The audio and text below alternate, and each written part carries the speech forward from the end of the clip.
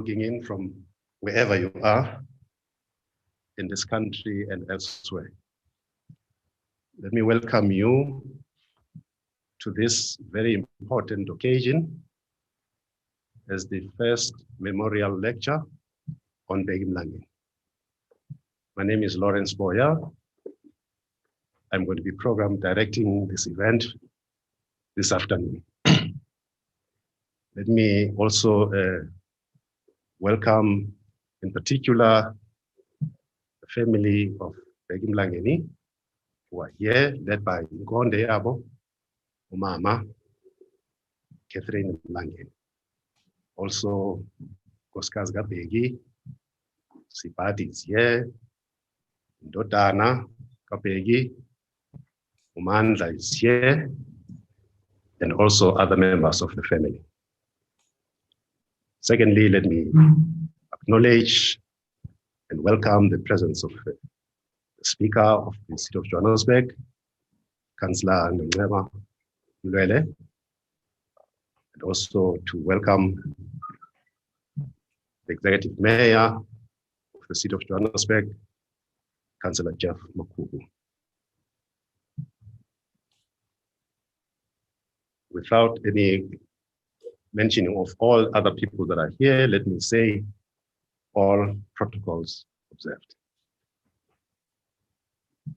Let me then say, firstly,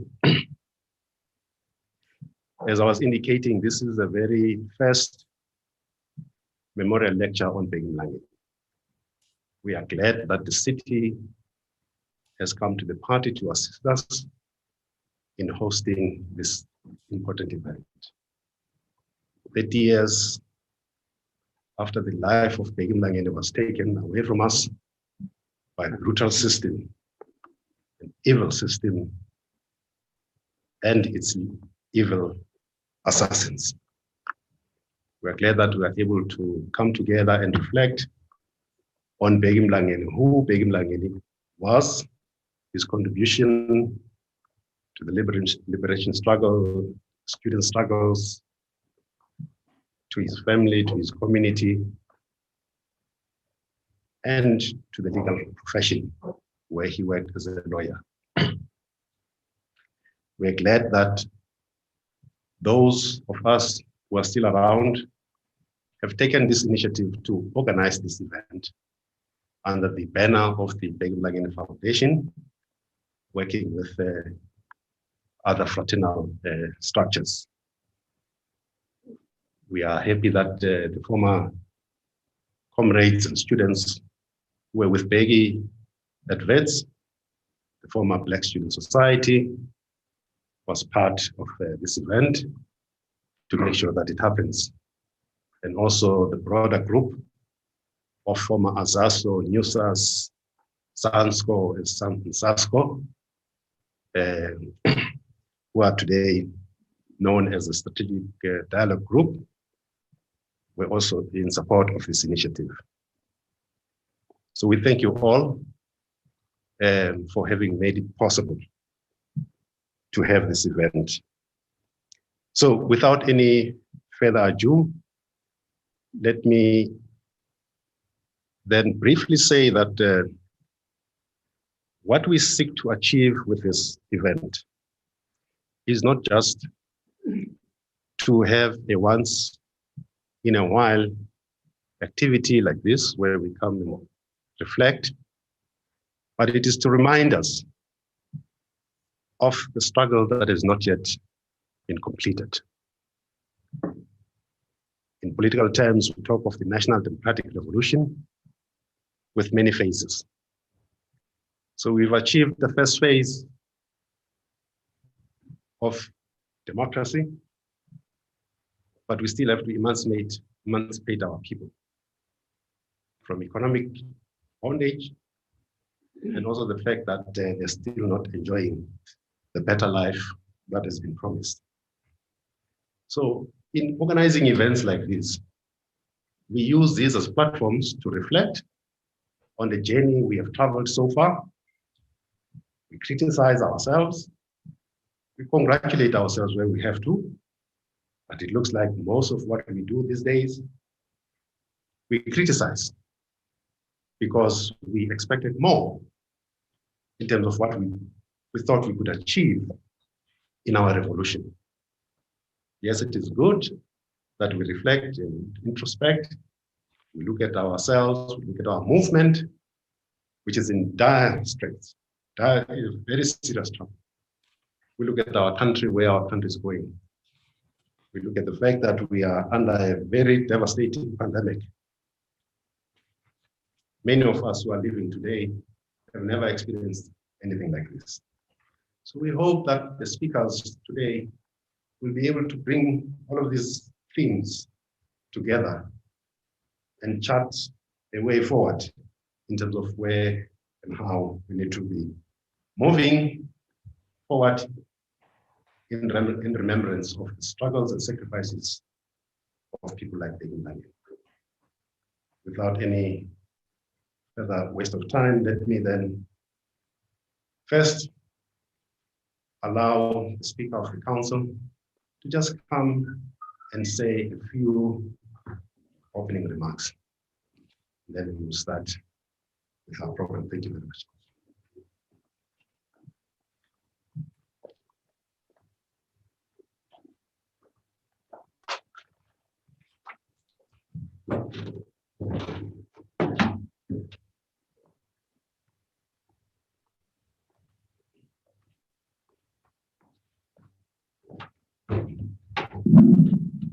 Thank you very much, Program Director.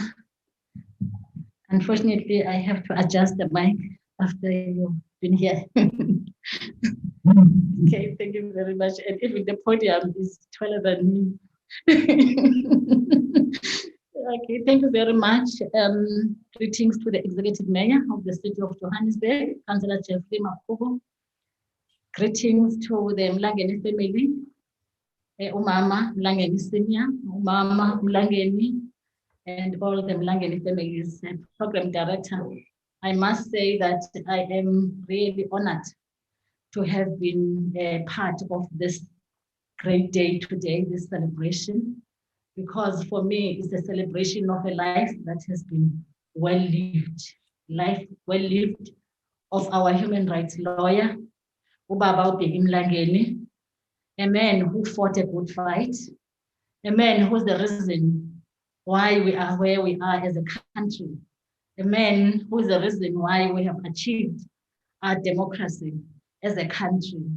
I must say that I am really honored, especially to have been led by a person like him, because it was not easy those days.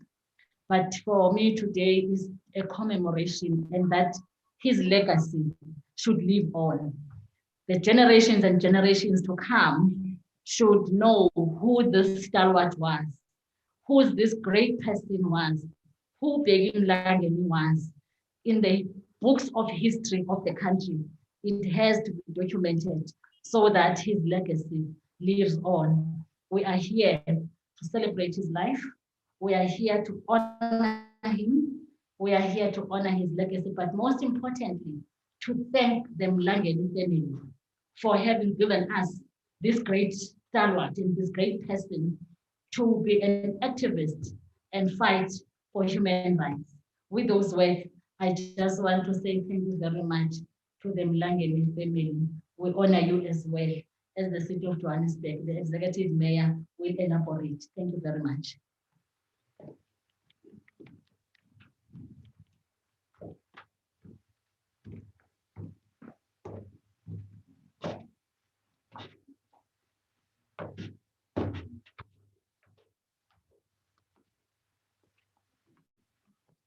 Sibulele umama uSpeaker for the City of Johannesburg.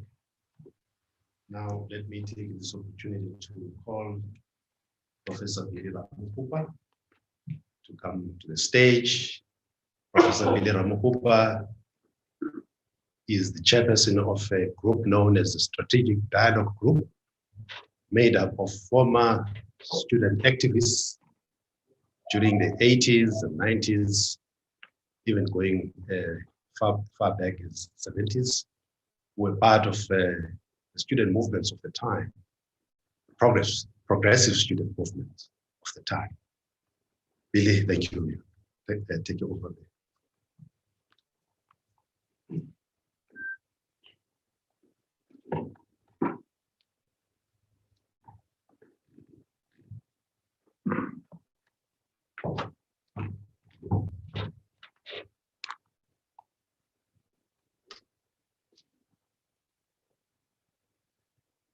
Thank you, Comrade Lawrence, all invited guests. Maybe if you don't mind, Mr. Mayor, because some people say that I'm vocally challenged. If you will allow me.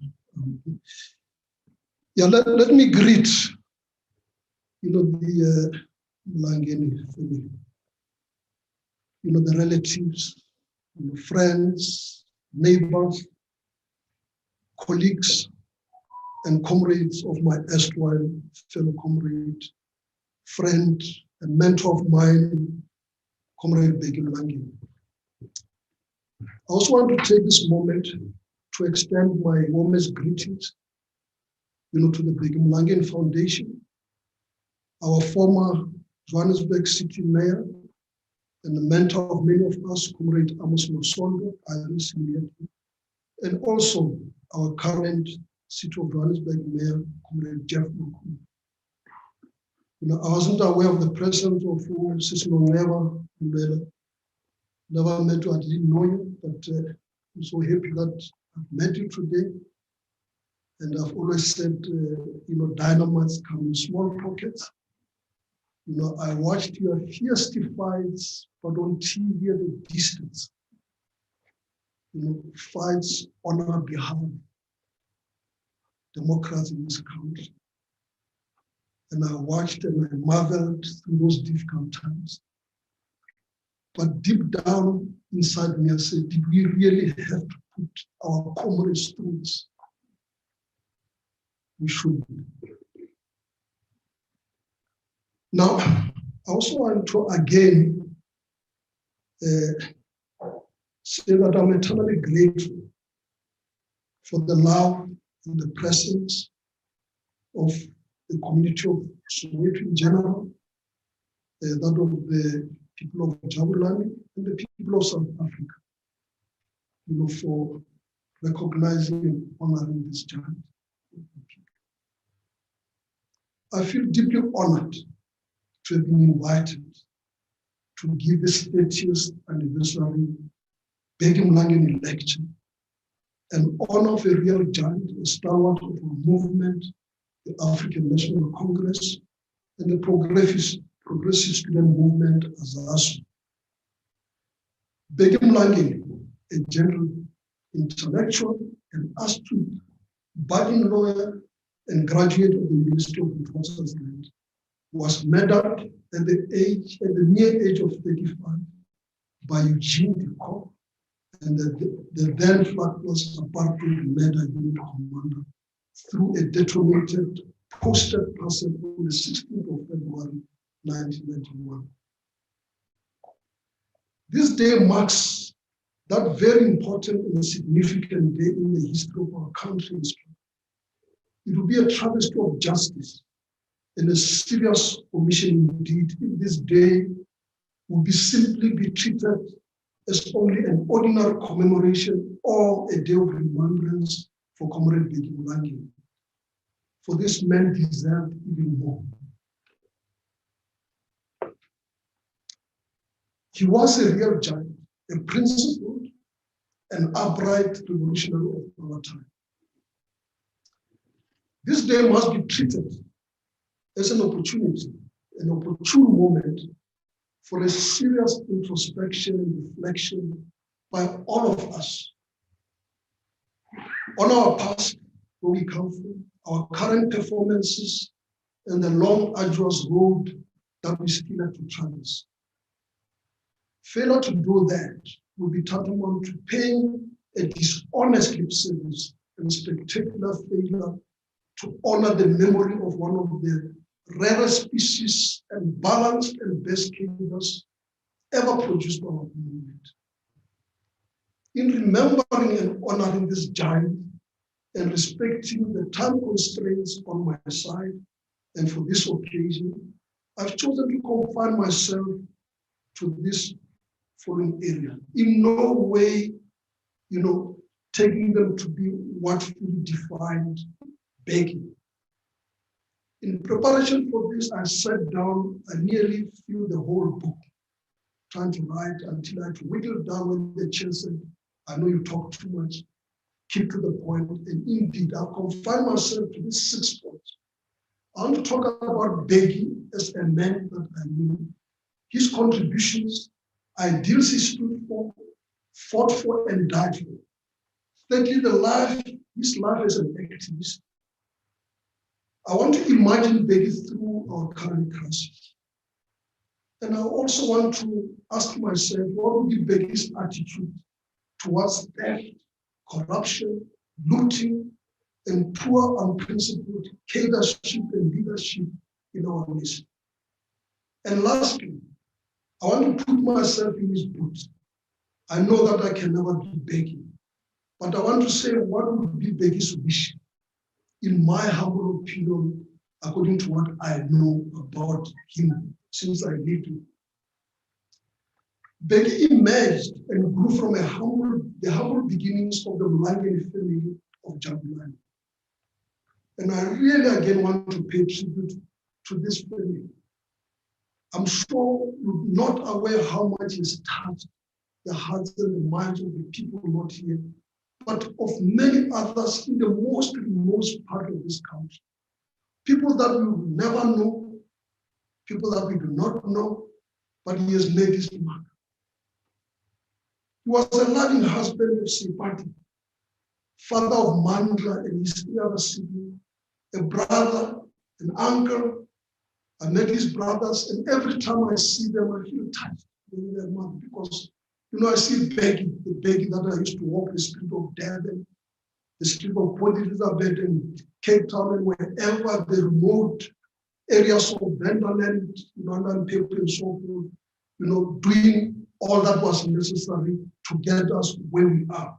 And we did this with a love, compassion, and without any expectation for anything to be paid back to us. That was the Bheki that I knew. The father of Mandla. Recently, there was a posting by Mandla, and I felt so sorry and I felt touched. I felt embarrassed. I felt everything.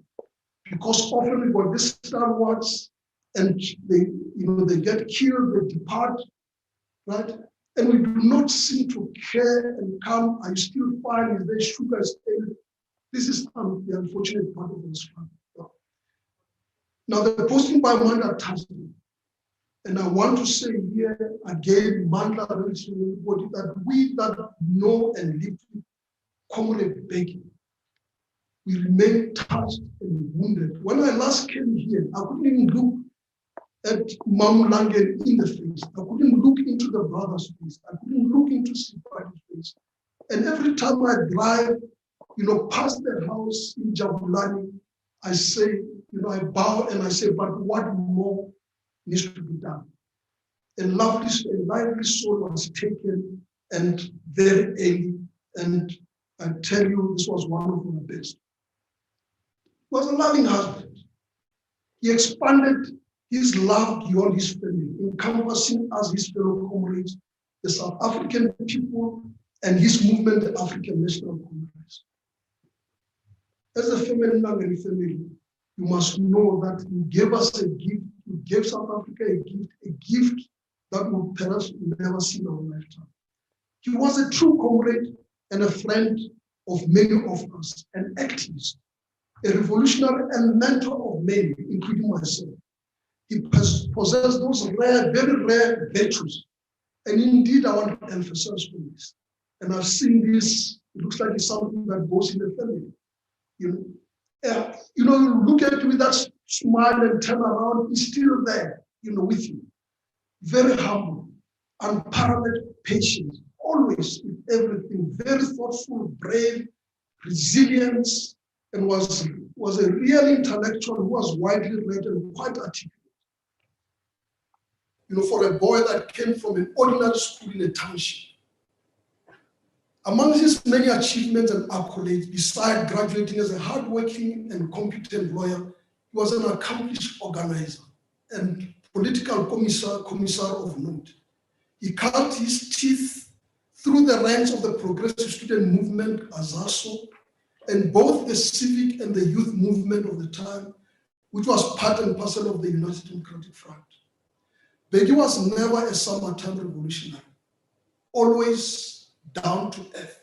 He understood that he was first a community member of where he came from in Soweto, Jabulani, and then a student. His revolutionary, political and social consciousness and discipline placed him firmly within the Congress movement and was deeply immersed in the worker struggles, including getting into the then dangerous Inkatha-infested hostels to go and organize the workers, and also community struggles. He was driven by the struggles, the passion and the fight for the total emancipation of our people from the political, economic, social, and gender oppression by the then white minority regime within the ambit of the National Democratic Revolution. This was a serious and principled commitment that required a choice whether to submit or die in the words of our chief commander, Comrade Nelson Rolihlahla. In the face of those that had selfishly usurped political and economic power at the expense of the majority, like the youth activists of his time, he roared and pounced like a lion whenever called upon. He was never the one who accepted to fail or to easily be defeated when it came to conscientizing people, recruitment, mobilization, and organization. Now I want to come back to the community of Soweto, Jabulani, Johannesburg, and the people of South Africa, that we really feel honored and we feel that the name of the local BhekiMlangeni Memorial Hospital is a very fitting and most appropriate honor for this gentle, peace-loving, and caring cadre of our struggle. We hope that what gets generated there for the people that come there, that whatever is done there is equal to the main stage.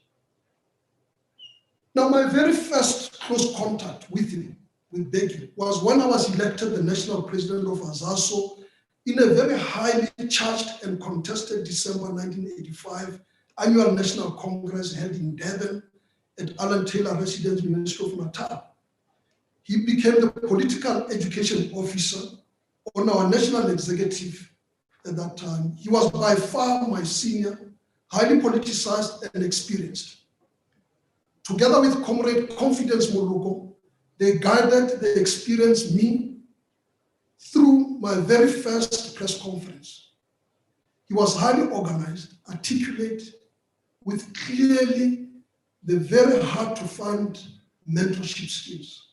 For the NEC that was packed with other notable seasoned student activists such as Bongani More, Chris Ngobo, Mcebisi Jonas, Jabis Kosana, the late Kama Betre, may his soul rest in peace, and Fred Baron, amongst others.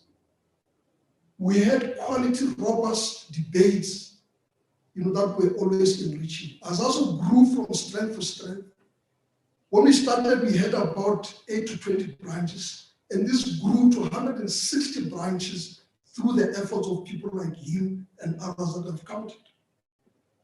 We penetrated through some of the most difficult and oppressive campuses with ground efforts of some of the most gallant fighters among the students of that time. Amongst those in very repressive places like Butatswana, I can think of people like Comrade Solibukaba.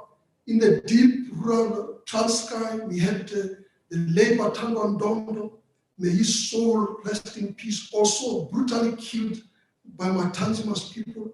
In the Transvaal, we had Comrade Lawrence that would cover the whole of the Transvaal, organizing, and the late Mwabo Ramalebe in the deep rural northern Transvaal. Ramalebe also departed. We hope his soul is rest in peace. Then in the Ciskei, Kwandebele, and Northern Natal, are other places that we ventured into, during our youth days. Now to consolidate it all, he ably led us through the strengthening and consolidation of the strategic tripartite alliance of the non-racial progressive student movement made up of Azaso, COSAS, and NUSIS. Through this, in collaboration with the youth congresses, civic movements, and trade unions, the apartheid government was increasingly rendered ungovernable and short of ideas. BhekiMlangeni was a fearless and formidable fighter who led all of us by example, a motivator par excellence, and a significant contributor to the final victory against the white minority regime that terminated his revered presence amongst us. We remain deeply hurt, we wounded. We feel robbed of a precious soul and a really outstanding principled revolutionary and a legend that lived amongst us. We dearly miss him and remember his strategic mind, incisive intellectual intervention, and organizational skills at this very critical moment when our movement is at a crossroad, ripped apart by those that are selfish, who lack the appreciation of the pain, the blood, the sweat, and the loss of life that got us where we are today. This should indeed be a moment of serious, deep introspection and reflection on our painful and often challenging historical journey, its mission, and the still long and difficult road ahead. The greed and rampant corruption that we see today, and the accusation of unearned, no value-add tenders can never be seen as the end of the road for us, as it will appear to some amongst us. For some, we've arrived, and this is the end. Whether we John Dollars, poor education, kids that go hungry, it means nothing. Not when the multitudes of our people still remain in abject poverty, with neither decent food nor drinking water, as we saw on TV last night, and every day, of course, and our watch. The current political, economic, and social crisis would have unsettled Bheki. He wouldn't have been comfortable with this. They have done something.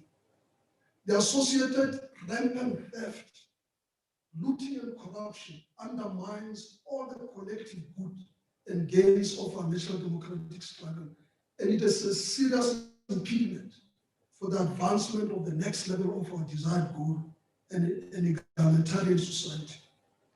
And by the way, I want to remind those that might just, detract us and say this is populism, is seen to the stage. Our critique is real, and is directed by deep concerns about what is happening. This is not where we thought we'd be.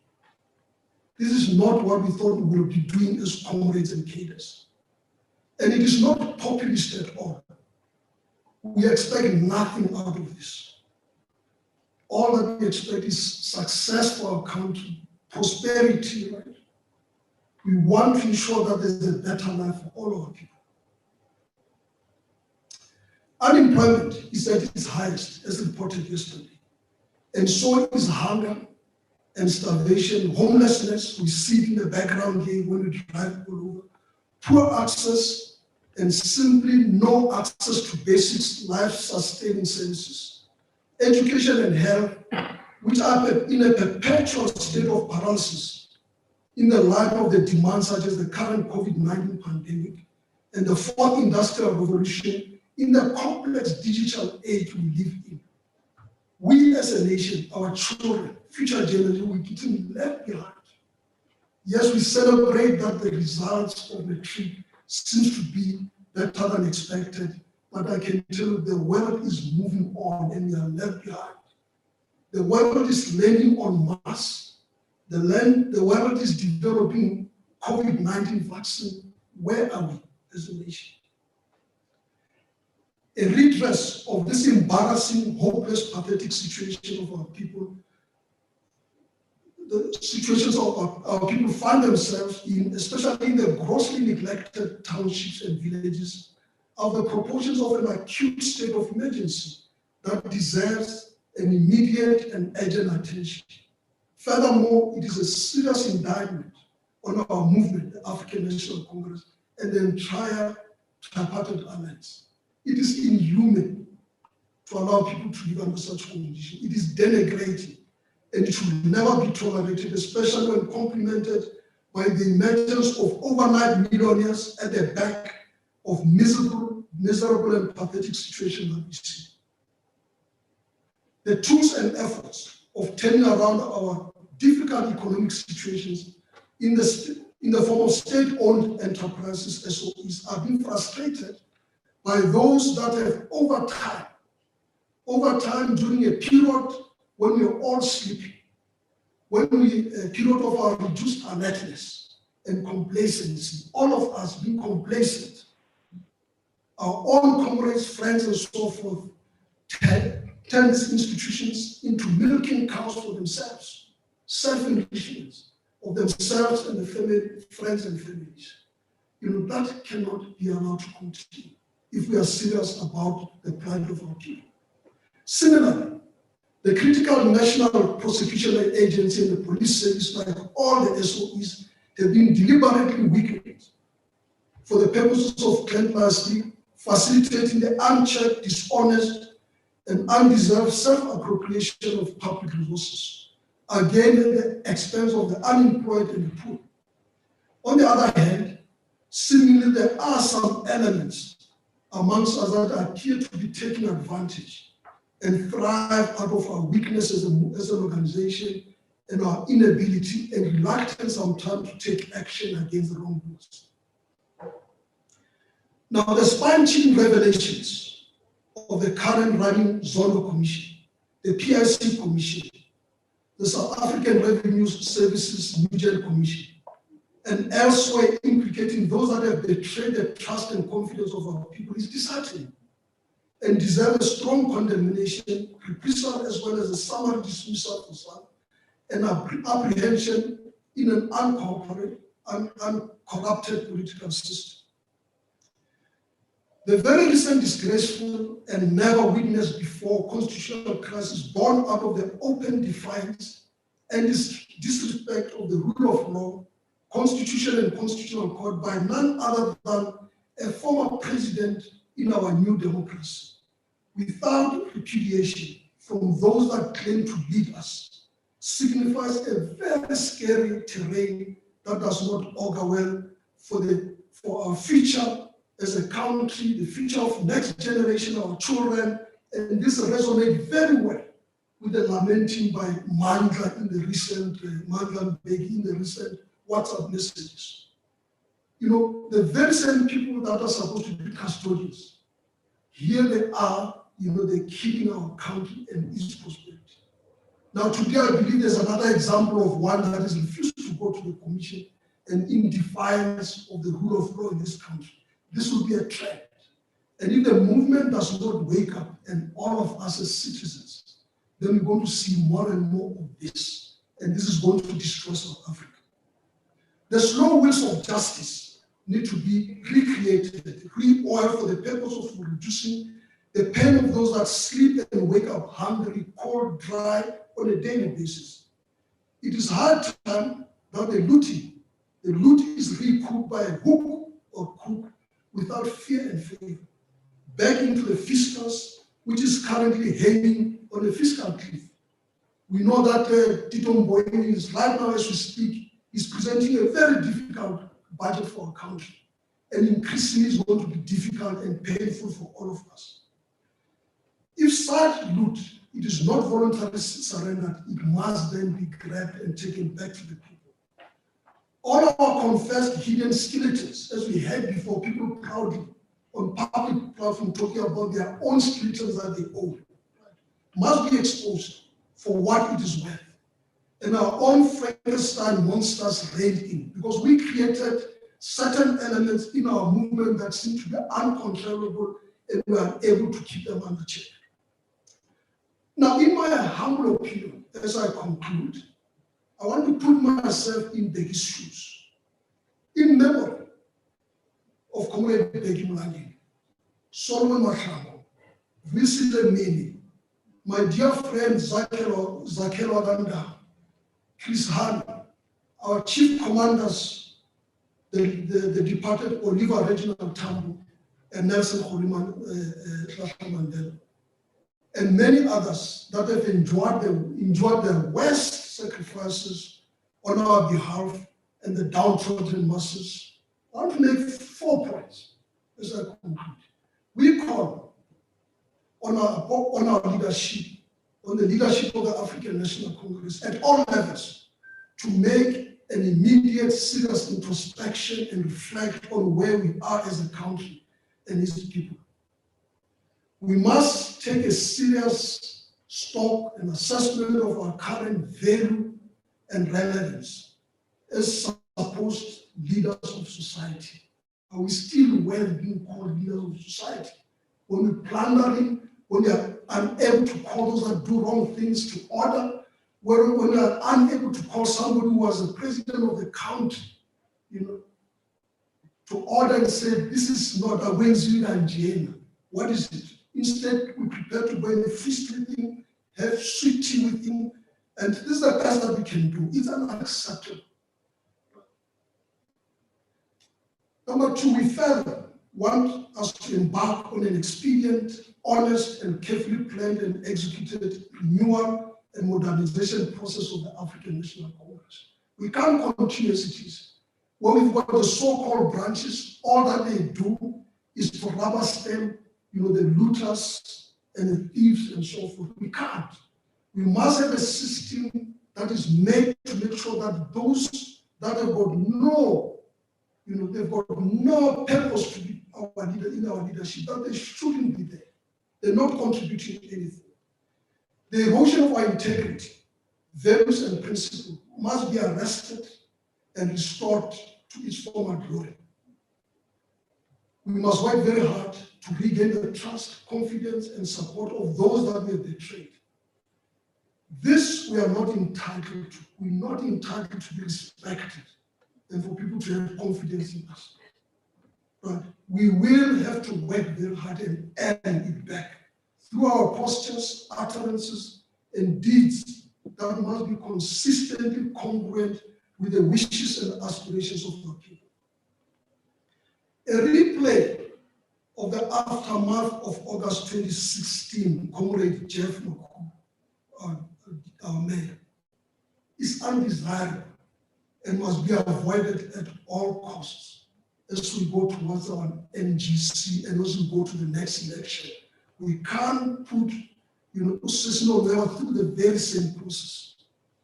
It's a no. We shouldn't, and it should be avoided at all costs with the good that is expected out of us.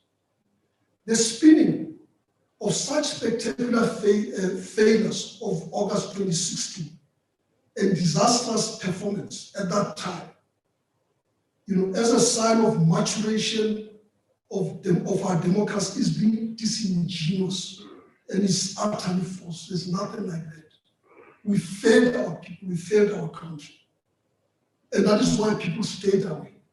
And they will continue to stay away from the elections, from voting, if we behave in this manner. If anything, this is all tantamount to a generous gift on the silver plate of our hard-earned gains, the glorious movement and its heritage, to summertime revolutionaries who parade amongst us, and opportunists that have neither any convincing historical record, nor the desire, nor the capability to deliver anything to our people.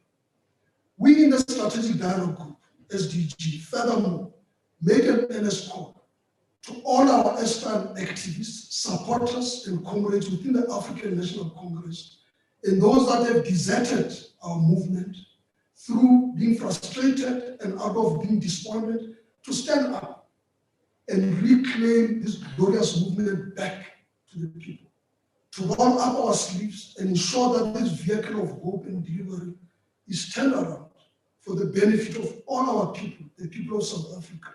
Inspire them, restore their dignity, irrespective of color, creed, or political persuasion. I want to thank all of you, and may the name of Comrade BhekiMlangeni and others forever live with us, inspire us as we selflessly accelerate service to our people. Thank you very much.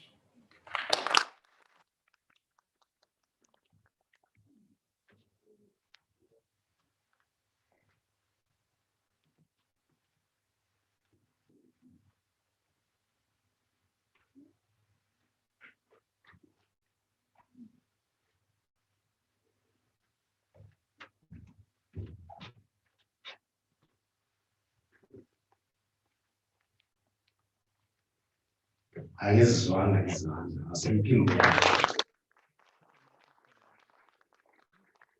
ukhulu Samuzo wazwakala uComrade uBheki. He has not disappointed.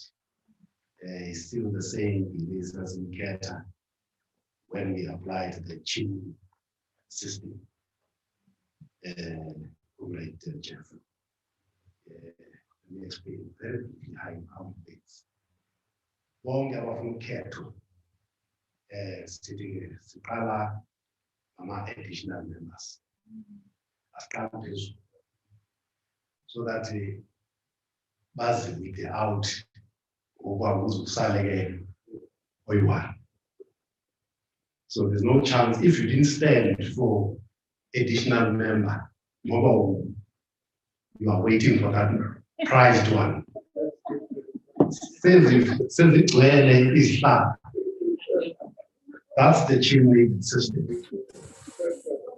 You may want to copy and take some notes from us.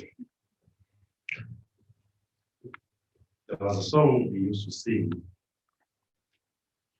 Sivalelo in the Sunset. Yayithi uphi nomhlobo onjengabo. Yayicula ke ngoMarx Learning New Angels. Ithi ngeke bathole abanjengabo beguqa. Ithi bazazi izinsizi zomhlaba apho siyophelela khona. Iphinde lithi washukuma umhlaba wonke ngenxa yaMarx Learning New Angels. So uBheki ke mina ngiyamfanisa nalabo bantu sasicula ngabo. As a matter of fact, nami ngiyi-product. Incwadi yokuqala ehlakaniphile yokuyifunda kaMoses Kotane ayithola kuBheki. He introduced me to the scientific analysis. I to understand Marxist tools of analysis. It's not about me, it's about Bheki. Let me, on this note, sicele umfana waMlangeni uMandla athathe iqoga azokhulumela umndeni waMlangeni. Thank you very much.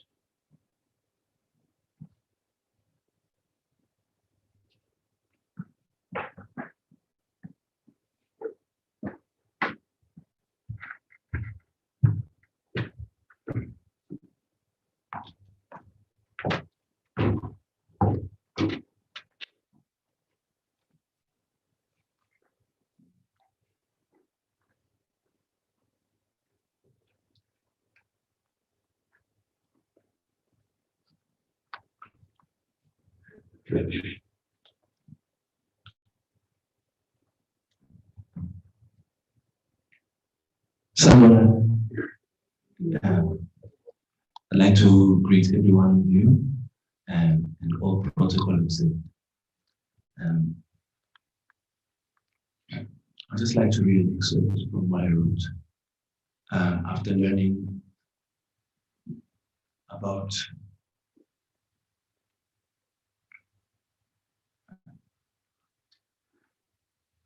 what transpired, what keeps on transpiring and how we constantly get re-traumatized,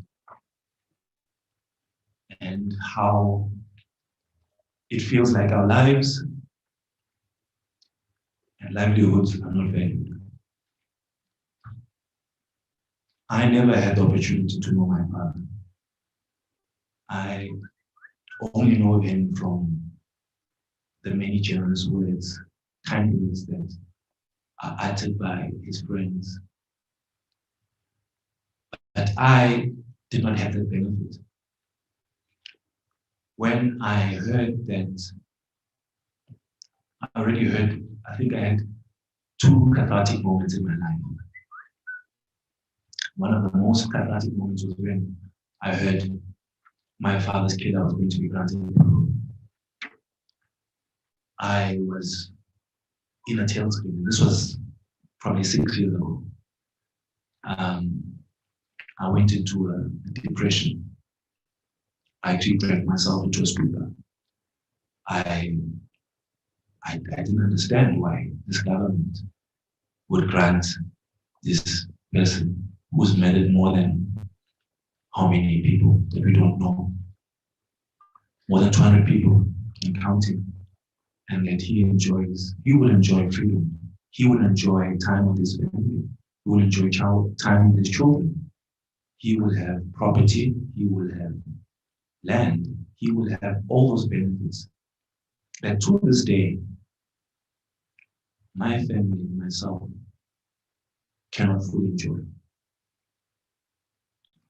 So I found meaning in that. In that, I would drag myself into numbing myself, into forgetting that this struggle was a farce, because there is no justice. And this justice does not serve our people. The people that have been put in power serve their own interests and their own studies. And this is evidence that I know from experience that lives with me, with my family, and I live with it in my community. I see it. So these are the words that I wrote. I find myself at a spiritual crossroad, begging for answers that will never be answered. I lost my father at the age of 4 years old, and now, having been forced to navigate life without a custodian for 30 years, years that I think would be more bearable were he around. Fact is, he dedicated his life to the struggle for freedom, and that cost him dearly. Thinking now, I know I would have cherished more his presence in my life and his commitment to the liberation of our people. Look where his efforts have got us now. The countless lives lost account for nothing if we, the people, live in the knowledge that our liberators do not care. Every day, I live the trauma of being reminded of my father's gruesome death. I've had to make peace with the fact that while myself and countless other South Africans live with the trauma of apartheid, many of these perpetrators live a life far beyond what many of us will enjoy. They are sanctioned by the state and their every need provided for. While my family and I just live off a memory of a great man whose life was cut short by a man who, even though has killed countless freedom fighters in the movement, is still afforded the benefit of the doubt. He roams free with a farm subsidized by the state, a monthly wage, while I live on the memory of the struggle here. If it was for me, I'll tell him, don't choose the struggle if you're not going to come out alive.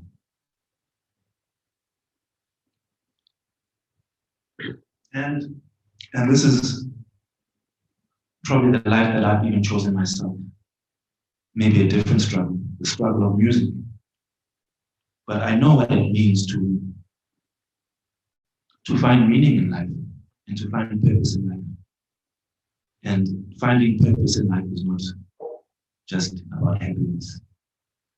It's about true freedom. And I still ask myself, when will we know true freedom? I thank you.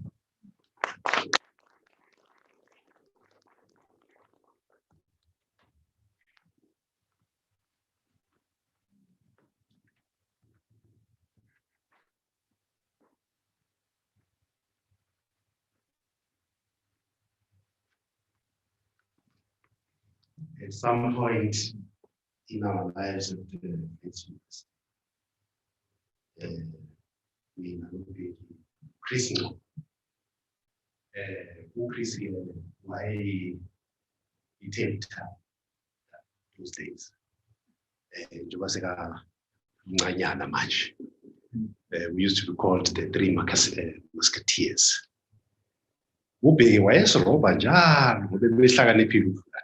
He was smarter than us. Chris will remember this, you know. So everything we have to consult now, you know. Comrade Bheki always scold and call you to order Mapegs. By the way, he was also a fitness fanatic, Bheki. Short as he was, but a Tandi baller, he loved playing soccer, and he was a fitness fanatic. There was a group, Egglin Thomas, that was training every day. Bheki was part of that. He was leading that team with our departed comrade, Derek Bafeletsi Masu. Yeah, I love.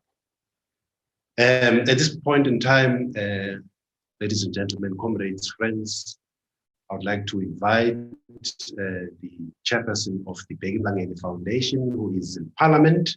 He is connected, to take the platform and speak to us. Ambi, just unmute and speak. The floor is yours.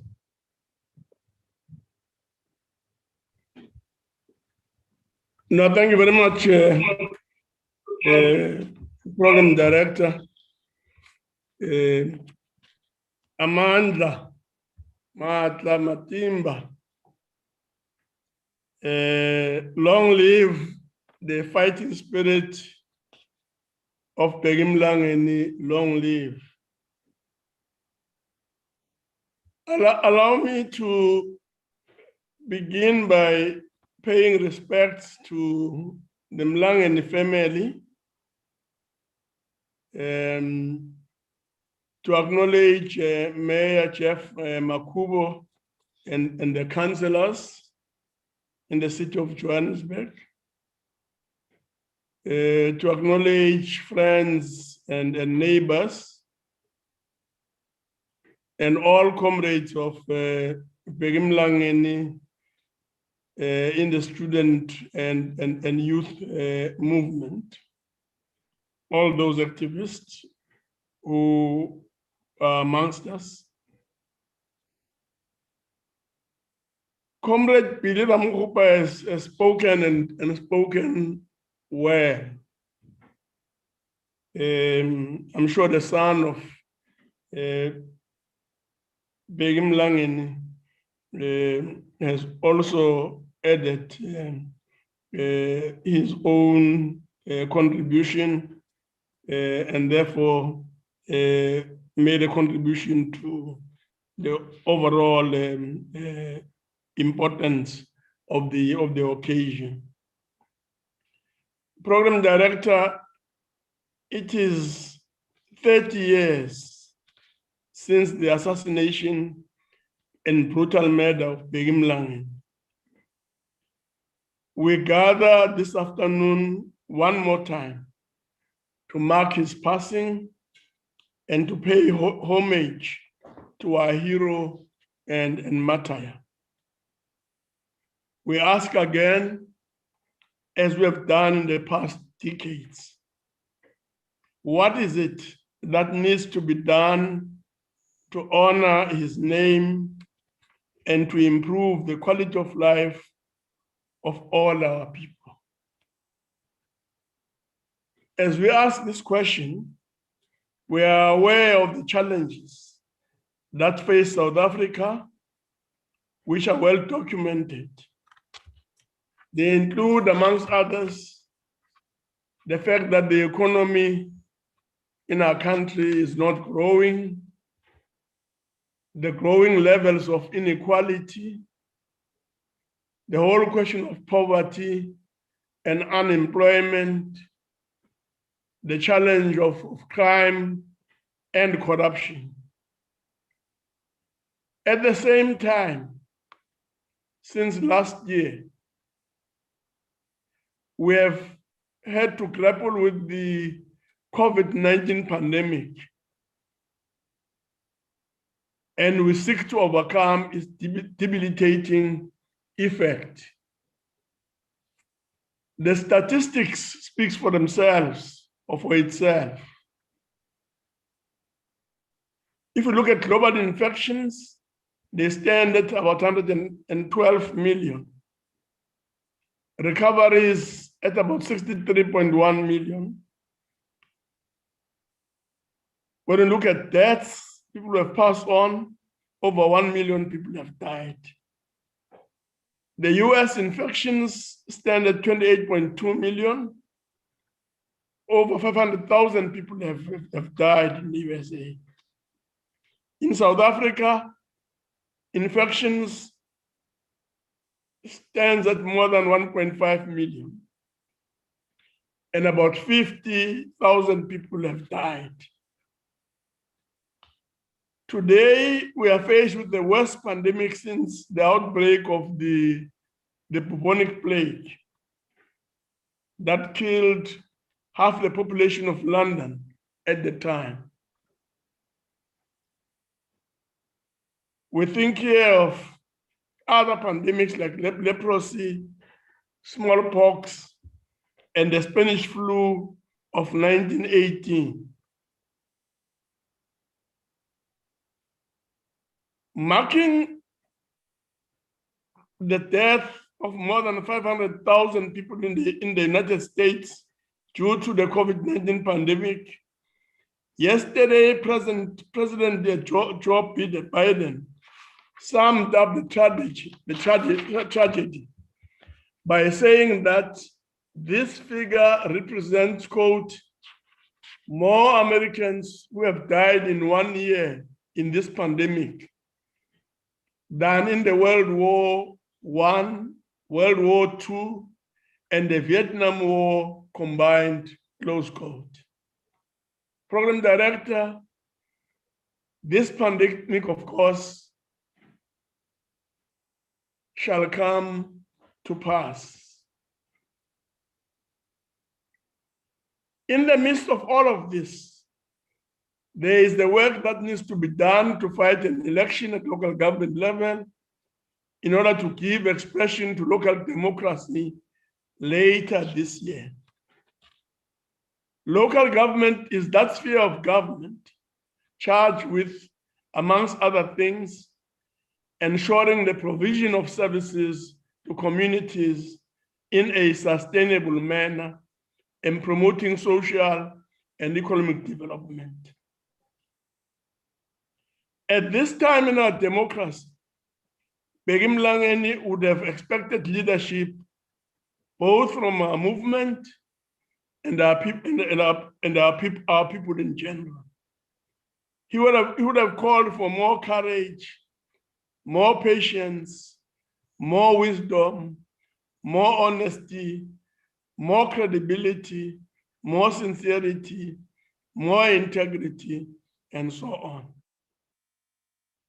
The BhekiMlangeni Foundation was established to keep Comrade Bheki's legacy alive and to ensure that all the good work that he did was not in vain. He was a member of COSAS, therefore a pioneer of progressive learners movement. At university, he was a militant and wise leader of students. In the community, he was an active member of the Soweto Civic Association. At work, he was a people's lawyer and was, in his practice, able to defend victims of apartheid and advocate for peace, justice, and democracy. BhekiMlangeni was truly an all-rounder and an activist of note. Comrade Bheki understood that in order to advance our struggle, we had to build strong organizations and broaden civil society formations in order to grapple with the political, social, and economic issues. We will do well to emulate his good example. His work on the peace accord and the numerous cases that Children Thompson and Asom dealt with speak volumes about issues of social justice and the fight for democracy that his life represented. Today, decades after 1994 general elections, we have one of the most revered constitutions in place. The founding provisions of the Republic of South Africa speak of human dignity. So the Constitution speaks of human dignity, the achievement of equality, and the advancement of human rights and freedoms. They speak of non-racialism and non-sexism, supremacy of the Constitution, and the rule of law. Indeed, they speak of universal adult suffrage, a national common voters roll, regular elections, and a multi-party system of democratic government, and ensuring accountability, responsiveness, and openness. These founding provisions also speak of the supremacy of the Constitution, and they tell us that the Constitution is the supreme law of the Republic. That law or conduct that is inconsistent with the Constitution is invalid, and that the obligations imposed by it must be fulfilled. They also speak of a common South African citizenship, that all citizens are equally entitled to the rights, privileges, and benefits of citizenship, that all citizens are equally subject to the duties and responsibilities of citizenship. Program Director, these founding provisions also speak about our culture, and they speak to who we are as a people. As such, they speak of 11 official languages and speak of a Pan-South African Language Board that should be established by national legislation to promote and create conditions for the development and use of all official languages, the Khoi, the Nama, the San languages, as well as the sign language itself.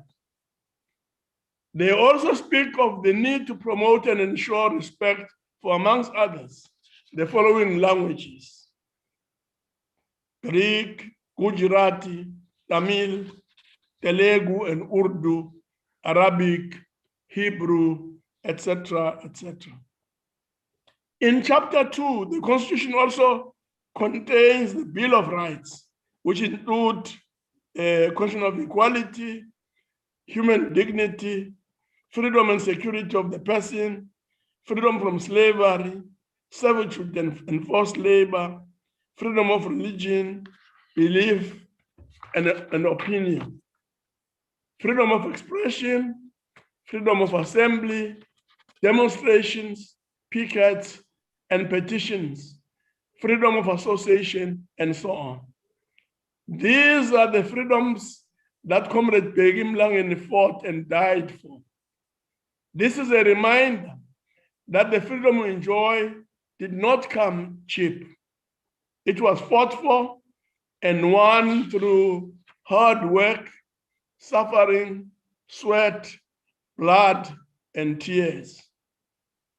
The preamble to our Constitution reminds us of our key tasks as a nation, and it speaks of healing the divisions of the past and establishing a society based on democratic values, social justice, and fundamental human rights. It speaks of laying the foundations for a democratic and open society in which government is based on the will of the people and every citizen is equally protected by the law.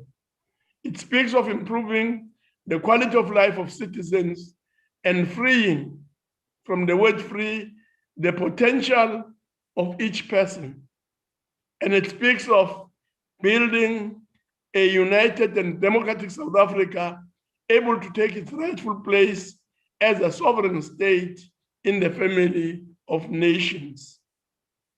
This is, Comrade Director, the thrust of our national mandate, which we must execute in memory of those who died so that we could have a fighting chance.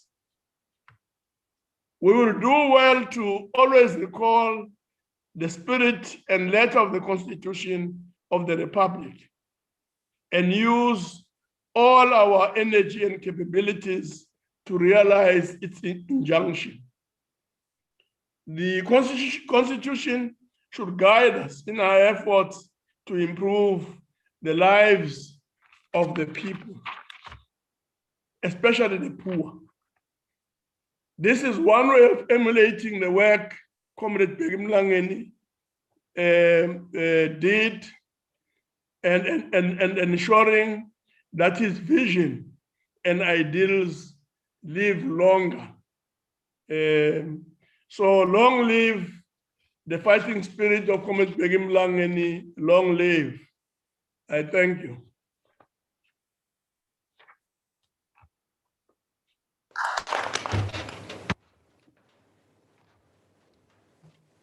Siyabonga Baba Masondo for your words and reminding us also about our Constitution, what it says, and what Bheki fought for and died for. Siyabonga ukuthi you managed to join us from Parliament and be with us today. Thank you very much. Now, I would like to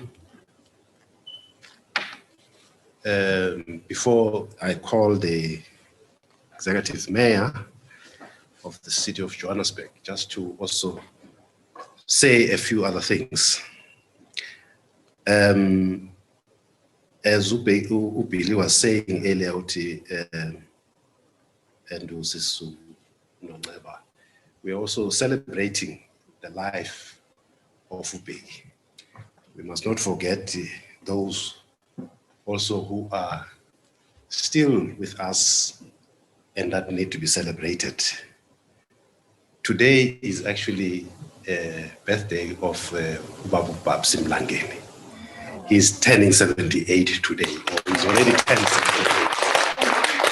Masim Fisele, happy birthday.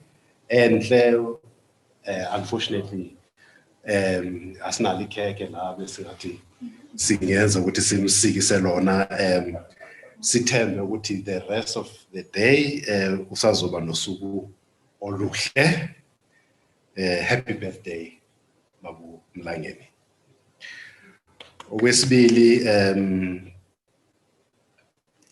umama naye will be celebrating the 17th of March her 89th birthday, Mama Catherine Indlovukazi yakwamlangeni. In anticipation and in advance, siyakumemezela lokho so that even if asikho sibe besiyazi sibe part of celebration esazokwenzeka ngalowo mhla lowo. Siyabulela. Thank you very much. Now, let me take this opportunity to, I'll call him now, just to first of all say, Comrade Jeff Makubu, our mayor of the city of Johannesburg, the most important city in South Africa. Some confuse it, maybe because they have a mountain and the sea, and they think that's the most important city in South Africa. It is not. The taxes are collected here, and they pay for them wherever they are.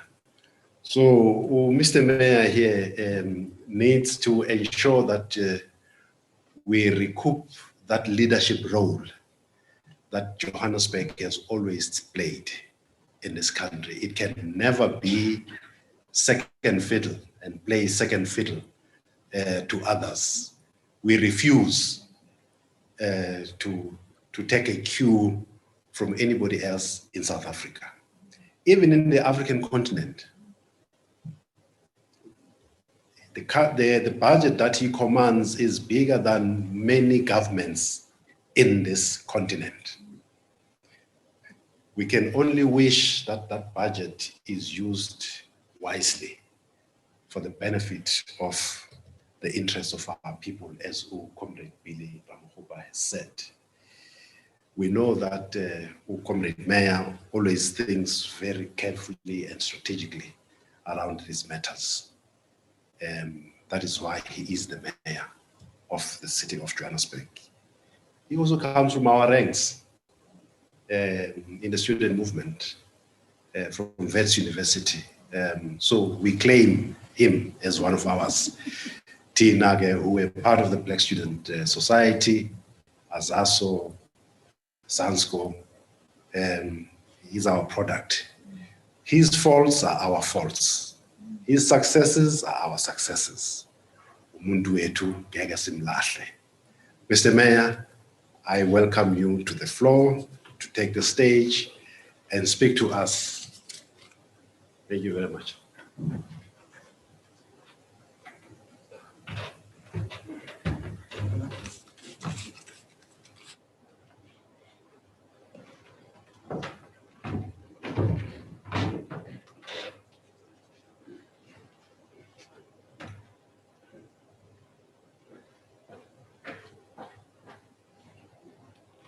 Thank you very much, Program Director, the Deputy Chairperson of the BhekiMlangeni Foundation, Comrade Lawrence Boya, Speaker of Council, Councillor Noneba Molwele, the Chairperson of the National Council of Provinces, Chairperson of BhekiMlangeni Foundation, and the first mayor of the unified city of Johannesburg, on whose shoulders we stand, Ndate Amos Masondo, Preamble, the chairperson of the Strategic Dialogue Group, my former president, Ndate Billy Ramokgopa. What a hard-hitting speech. Thank you very much. The family of Comrade BhekiMlangeni, Catherine of Sipati, Mandla Mlangeni, the generation of the young lions of the 80s that have joined us here from the student movement, the progressive student movement, Azaso, Sansko, Nusas, Kosas. Ladies and gentlemen who are here with us and those who've connected virtually. One American writer wrote, and I quote, "How do you measure a soldier's sacrifice? Is it by a number of friends and family left behind? Is it by months or years given to the service? How do you measure a soldier's courage? Is it by the number of objectives completed or by the number of bullets dodged or missions served? How do you measure a soldier's honor? Is it by the duty he or she volunteers for or by the number of medals earned. The simple truth is that these things are immeasurable. As this country's debt to all who serve and pay the price for freedom of this land, close quote. It is my honor and privilege to commemorate today a man, a soldier of the revolution, whose immeasurable sacrifices for freedom of this land can never be overstated. To the Mlangeni family, because of Bheki and that generation of soldiers, we are able to worship as we please and have the option not to worship at all. We enjoy the personal right to say what we think and vote for as we choose. We are able to love who we love without fear of scrutiny and shame. We no longer live at the mercy of boss or madam. We are able to define ourselves the kind of world we want to live in. I, for one, would not be standing here in front of you in my capacity as the mayor of a world-class African city if it was not for that generation led by, amongst others, Comrade BhekiMlangeni. And for that, I, and the city, the province, the country, extend our deepest gratitude. We thank you, Comrade Bheki, for lending us the most formidable soldier to come out of our rich history of struggle and combat. Indeed, when the call of duty is sent out, only the strong and the brave reply. And it's an honor that this city, the city of Johannesburg, could work together with the BhekiMlangeni Foundation to hold this event. And we thank the leadership of the BMF, the BhekiMlangeni Foundation, for working with us in honoring this great giant, this son of Soweto, the son of Johannesburg. In the 1996 Truth and Reconciliation Commission, and on the day, the hearing events that led to the senseless of the death of Bheki, Mlangeni gave notable anecdotes of her son. She said, amongst others, the Mlangenis were a poor family. Bheki had 4 other siblings, and the siblings were older than him, were unemployed. His elder brother had been forced to drop out of school to help support the family, including to pay for the schooling of the younger siblings. Bheki quickly realized that he needed to find the kind of employment that would radically change the lives of him and his family. But throughout the course of his early activism, he realized that the lived experiences of Black people and the state-sponsored attacks on those who dared to challenge the regime at the time necessitated justice and fast. He then decided to be a human rights lawyer. At the TRC, McCatherine recalled Bheki having a hard time in his employment. Like people his age, Bheki wanted to settle down and marry his then girlfriend, Sipati. He felt spiritually and mentally burdened by the onslaught of blackness. It took its toll on him.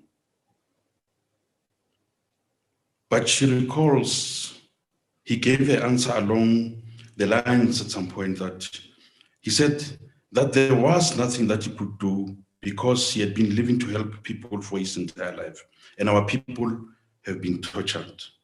He refused, stating that it was the work that he needed to do and to work for poor people.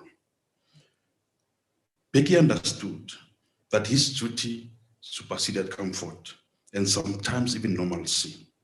He knew that the status quo at the time could not afford combat with one less soldier. The goal of total emancipation of the people of South Africa was bigger than him. However, they could not live long enough to see the freedom he had struggled for. He had come so close, yet not close enough to taste freedom. We have attained freedom, Program Director. We have attained democracy, but the struggle continues on another realm, one that requires the same commitment and impetus that was demonstrated by a generation of BhekiMlangeni. The struggle of attaining a better life for the downtrodden masses who still await the fruits of democracy and freedom. BhekiMlangeni's life was one of humility, In life, he demonstrated political and social consciousness at the expense of personal comforts, and in death, he cemented his place in the historical and political spectrum of his country. Though he had studied what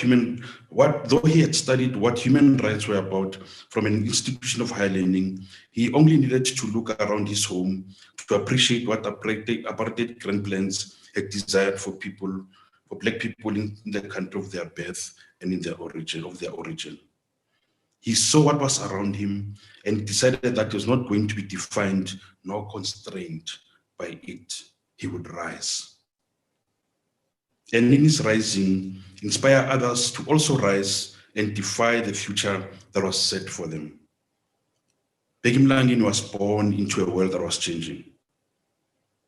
Arriving on the world on the 28th of December 1958, in a recently established settlement, Jabulani, Soweto, he came into a world where people's own senses and rootedness had been violently tampered with. The Jabulani he was born into was itself the aftermath of throwing the entire people into a new experience.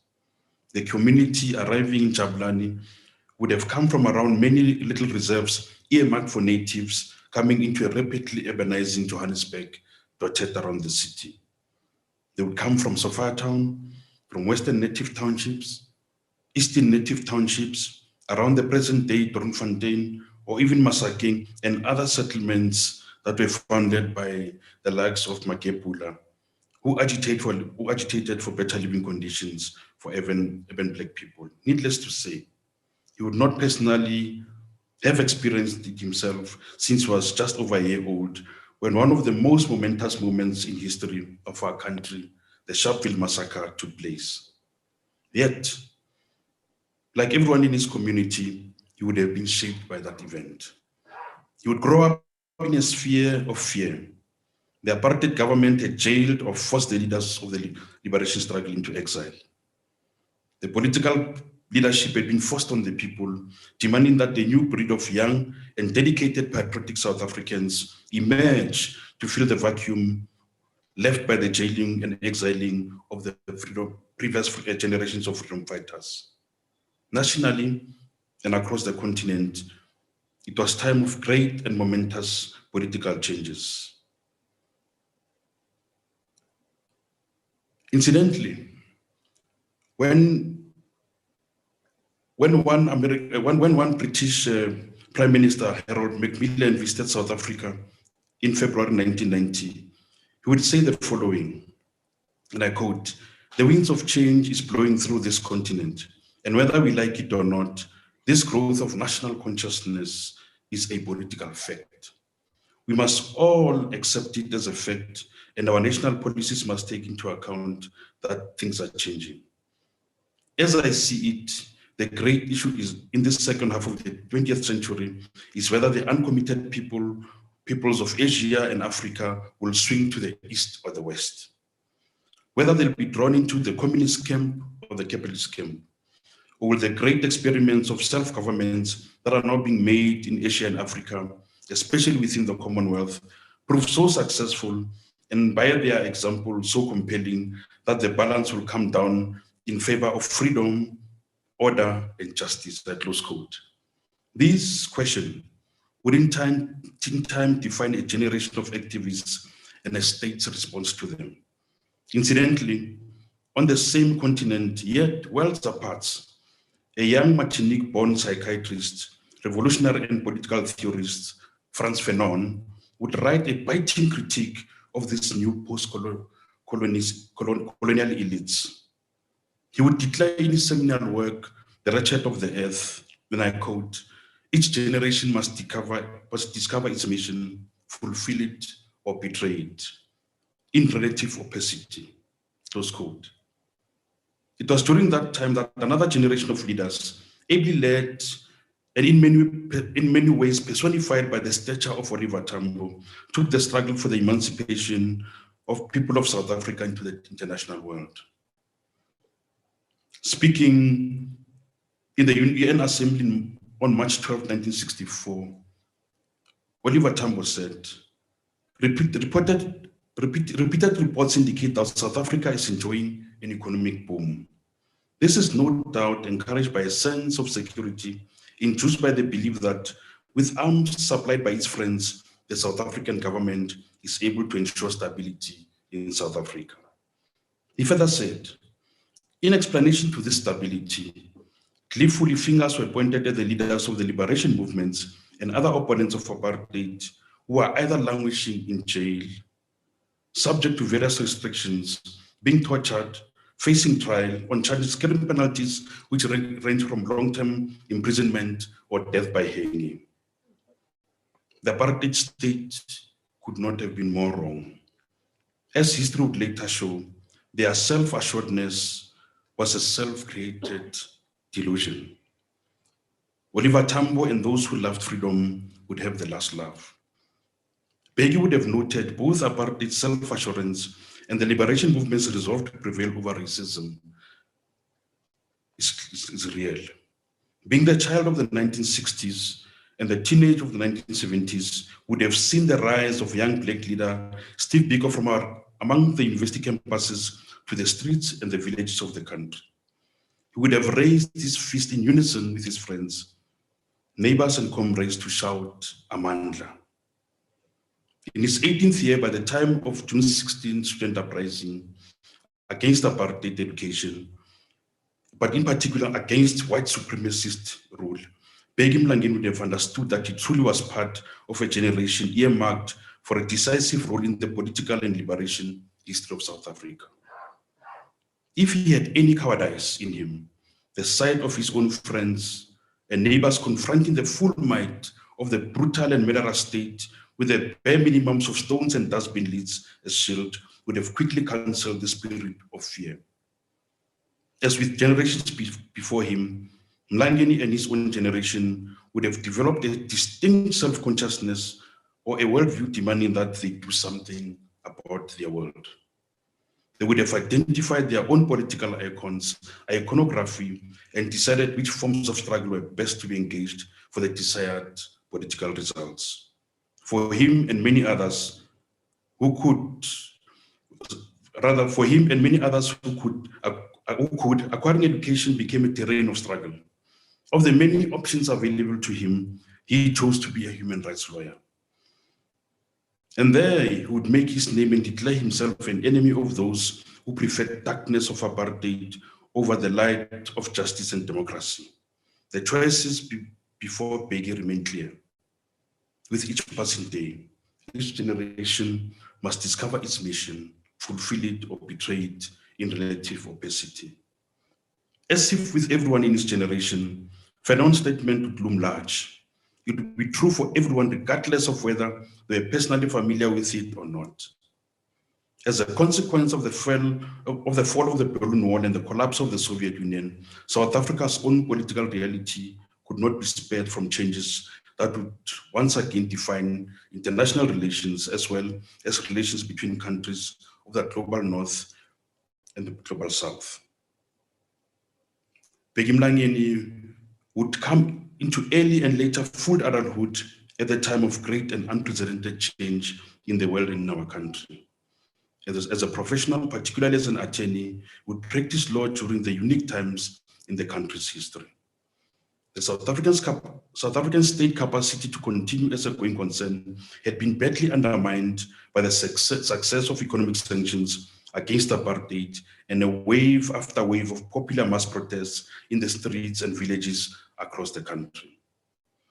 This was the period best described by Antonio Gramsci's much repeated phrase, "The old is dying and the new cannot be born."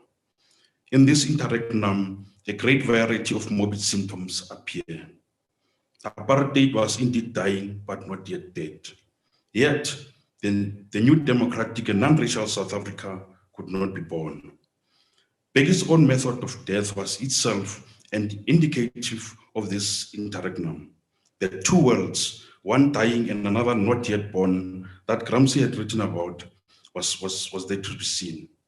The forces of apartheid were not going to give up their self-created myths of white exceptionalism and privilege without a fight.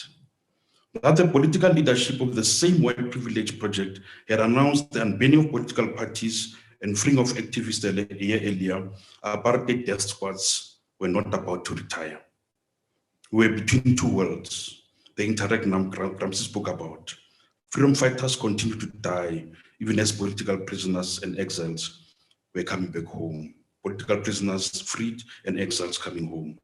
Interregnum, we shall recall, comes from the ancient Rome and refers to a moment of legal and political in-betweenness that followed the death of the sovereign and then preceded the enthronement of his successor.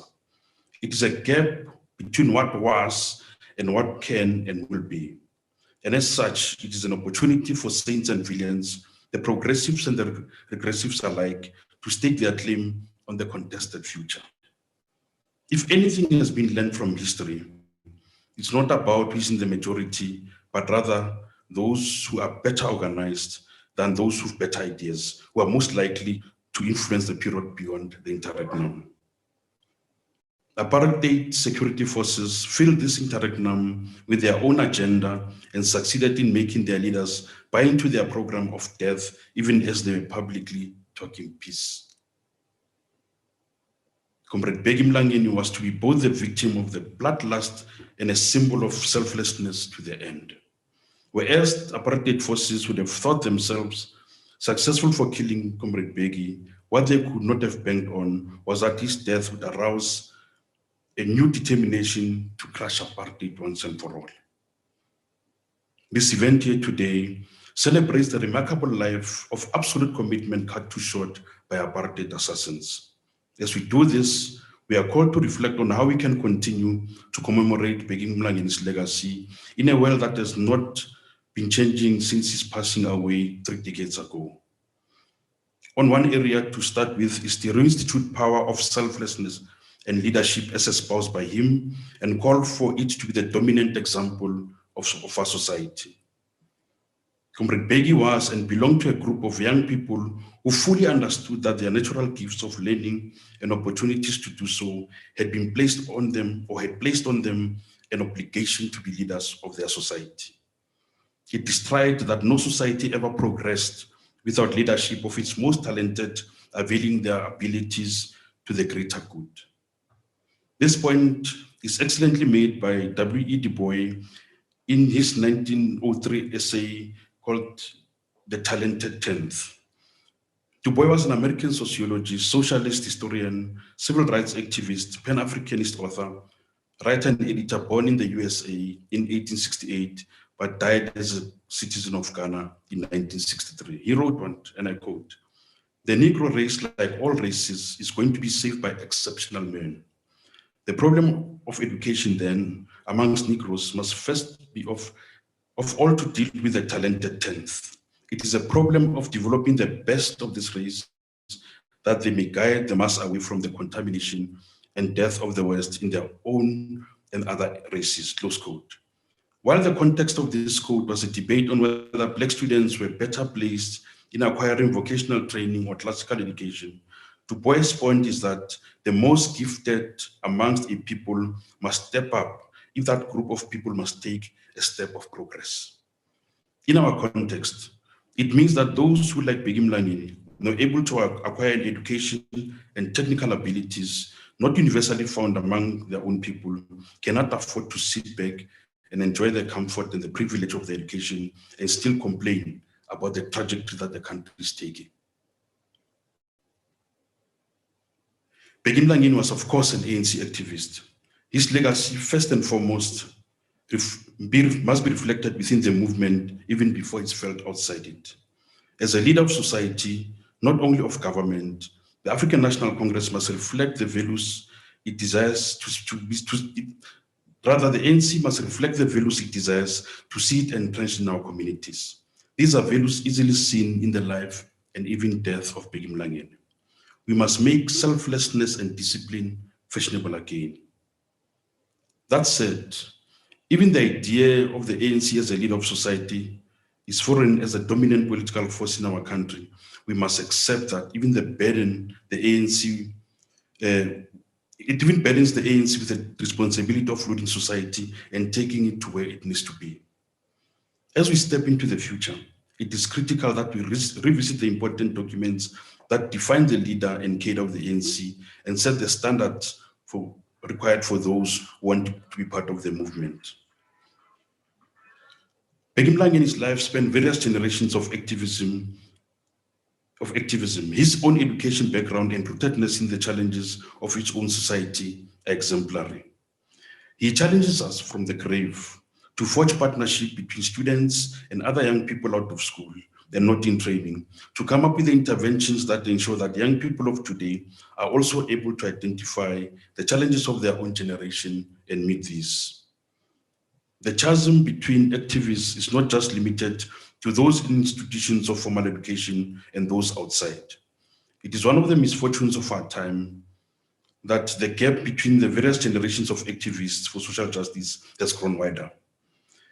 An important question that Bheki Mlangeni asked from the other side, or eternity, to his own generation of the talented 10th.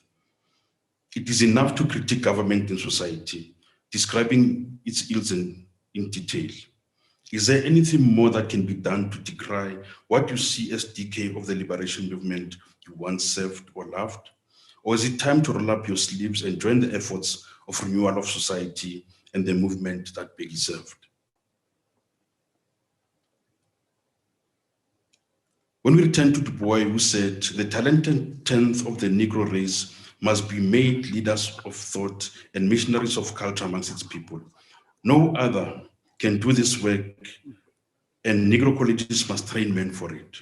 The Negro race, like all other races, is going to be saved by exceptional men, I quote.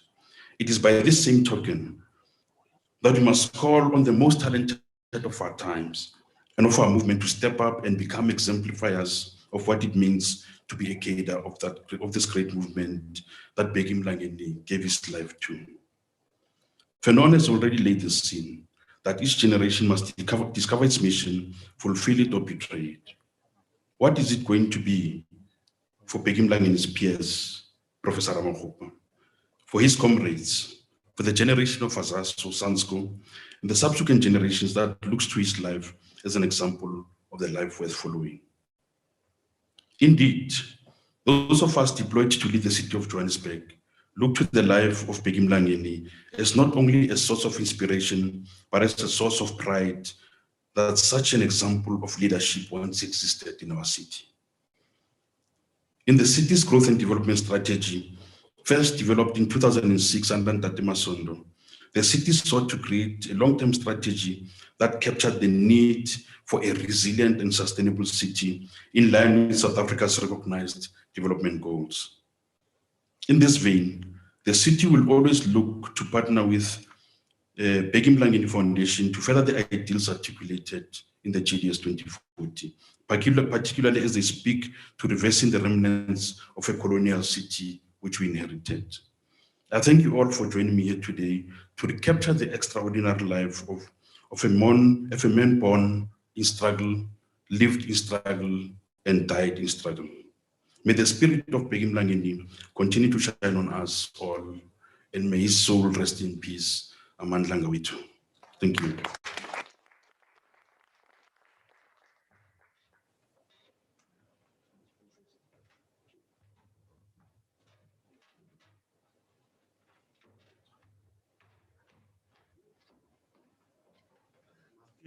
Izandla. Enkosi Sodolophu. Xa ndiyibeka ngesakuthi sithi Sodolophu nooceba bakho siyabulela ngentetho yakho efudumzayo. Thank you very much for a very well presented lecture and oration about the city's position and how the city views the life of Bheki Mlangeni, and yourself in particular, leading that. We thank you, sir. We also hope that through your efforts and also efforts of others to come, that this will not be a once-off event. If I can just reflect on some of the initiatives we we have started and which needs to be continued and be accomplished as the BhekiMlangeni Foundation. We have engaged with the University of Witwatersrand, where Bheki studied, to request them to honor Bheki and maybe name one of the buildings, rename it in his name. So that process we need to complete. We do intend to write oral history, do an oral history project about his life and the life of his family. We want to complete that work, start it and complete it. We also have been in partnership with the firm that he worked for, Children Thompson, to provide us and help us with administrative support. So we work with them and we want to continue in that vein. And of course, we also would like to see the city doing more. And I'm sure that we will be hearing from the city about what more they intend to do in keeping the memory of Bheki alive. Now, as we go towards the end of the program, I want to once again call to the stage Mandla to render an item. Mandla is also a musician, a jazz musician. So he will be coming to give us an item before we wrap up the proceedings for today. Thank you.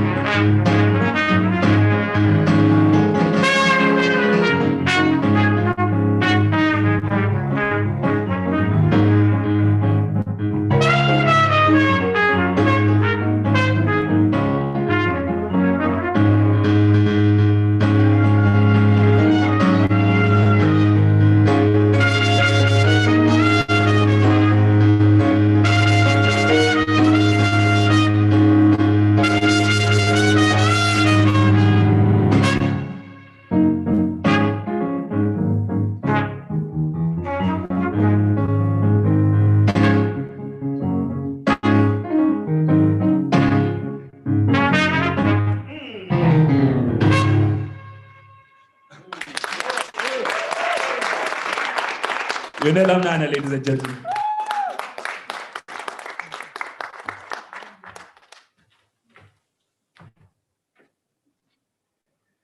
Hey. Hey, waslimaza ngaphakathi. Hey, that was beautiful. That was beautiful, Bandla. Such a talent. Thank you very much. On this note, ladies and gentlemen, comrades, friends, family, we are about to close the proceedings. I'm not going to do much of thanking because I've been doing that throughout. But just to reiterate once again to the mayor, thank you very much for enabling this to happen. It was a short notice, but we made it happen. Thank you to the team in the city that made it possible, and Bongi Mugawa, the director of events, team working under her. There's no sound in this thing now. We must not forget to thank. Is that the end? But there's no sound. Really initiated this thing to happen. We must go back to the family that saw the need to have this memory of BhekiMlangeni to be rekindled. Taban, Charles, thank you very much. Was Faga. Sound all right? Just close. So we then went to stand up and run. We issued a statement on the 15th, Billy, the 15th of this month. And unfortunately, it wasn't well captured in the media, but that statement reflects the things that have been said here today. And of course, we followed it up with what we have today as this memorial lecture. As I've indicated, that is the first, which means that we plan to have another one next year and many other years to come. So on that note, ladies and gentlemen, thank you very much for your attendance here, those that are here and those that have logged in virtually. I am told that tea is still available for us to have tea before we depart and go home. Siyabulela, enkosi.